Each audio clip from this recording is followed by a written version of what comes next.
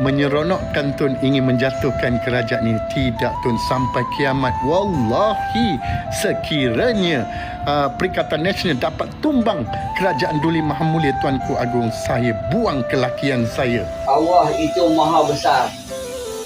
Dia takkan mengikut aturan janji apa yang makhluk ciptaan dia rasa. Namun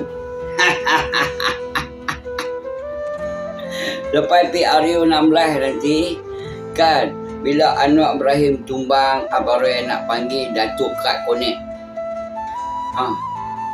Senang-senang je hang jual. Duit hang banyak dalam bank kau, hang kaya jutawan lagu mana yang hang jual nama Allah tu. Di atas kesumpahan hang terhadap wallahi. Hang nak potong sungguh ke? Hang nak potong sungguh ke? Abang Roy ni suka hang Datuk. Sebab hang suka tolong orang susah.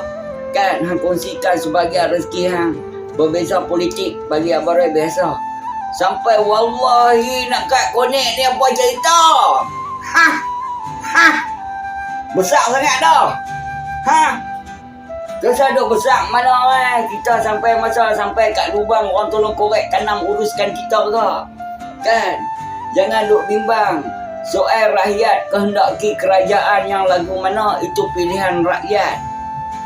Namun kalau Datuk koyak dekat Perikatan Nasional, dekat Tun Mahathir tu, Abang Roy tak nak petikai. Tapi yang duk wallahi nak kat connect pasal apa? Besar sangat. Amboi.